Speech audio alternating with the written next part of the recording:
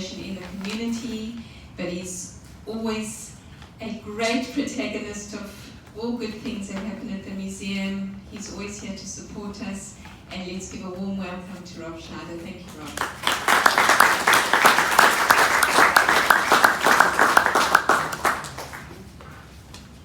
Wow, thank you very much for that. As I've ever said, it's always a privilege and a pleasure to be here at the Sydney Jewish Museum. I tell everybody from wherever they hail that this is the best diaspora Jewish museum in the world. And I'm not the only person who says that.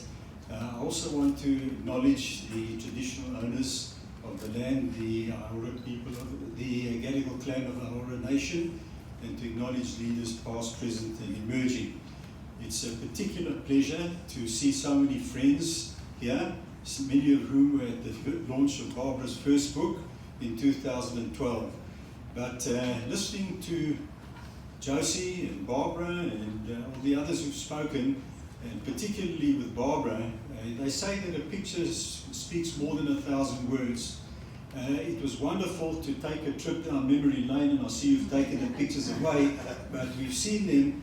But despite having had this walk and that adage of a picture speaking more than 1,000 words, let me assure you that the pictures don't. You need to read Barbara's 2 books, chronology of the history and legacy of William Cooper. And I'm absolutely honored to have been invited to launch the book officially. As I've ever said, I go back sometime with Barbara and with Norman. In fact, we were together also at the Battle of Beersheba, the centenary. I'm delighted to see so many members of the Cooper family, and I particularly acknowledge Auntie Di and her son and grandson, and Abe, who's been the driving force behind the William Cooper Legacy Project. Uncle, sorry, Auntie Barbara is not here. But above all, I also want to pay tribute to Uncle Boydie, who isn't with us this afternoon.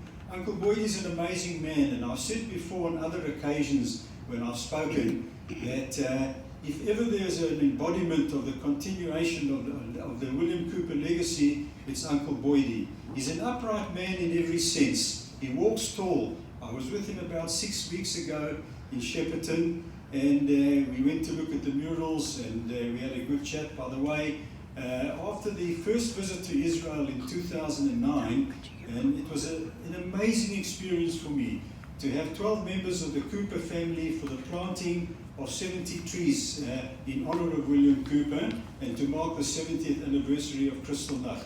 But I'm jumping ahead a little bit. I also would like to acknowledge Stuart, who's left here. Incidentally, Stuart happens to be a family member of mine, and I only discovered that through having gone on a visit to Lithuania and digging up our family roots. I discovered that there was a Levitt arm here in Sydney. And I'm sorry Stuart isn't here for me to acknowledge him, because Stuart is a fighter for the rights of the Aboriginal community in his own right. And I really want to pay tribute to him for that. It was wonderful of him and his daughter and the artist Jeff Todd to donate this painting to the Sydney Jewish Museum.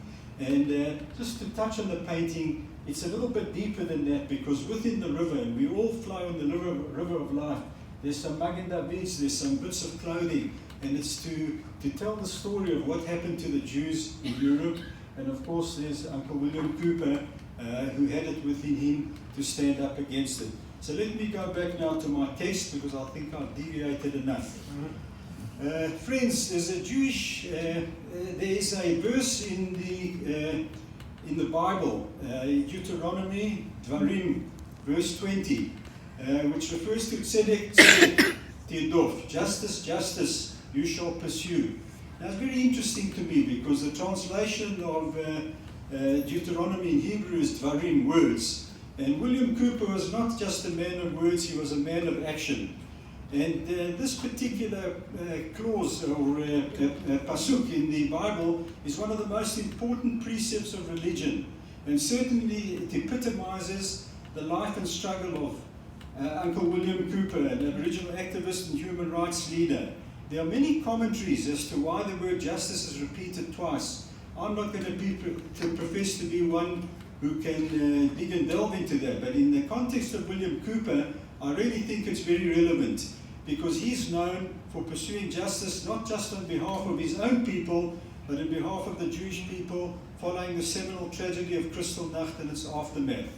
Barbara Miller herself, a fighter for justice, is probably the most authoritative author I know on the subject of William Cooper and his fight for justice for these two peoples.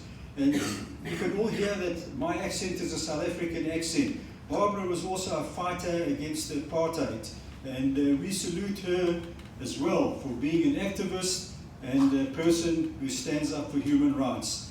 In her two new books about William Cooper's struggle for the right of Australia's First Peoples and his brave stand protesting Nazi atrocities against Jews, Barbara expands on her earlier book entitled William Cooper, Gentle Warrior, further outlining how the heroic actions of William Cooper have helped to awaken in all Australians the recognition that every one of us can make a difference. Thanks to the dedicated work of what started as a few, mainly inspired by Abe, who's driven a lot of us, and I'm privileged to be one of them, but today is a whole cadre of activists promoting the legacy of William Cooper. We have numerous areas, and Barbara's touched on some of them, where the name and legacy of William Cooper will forever be perpetuated.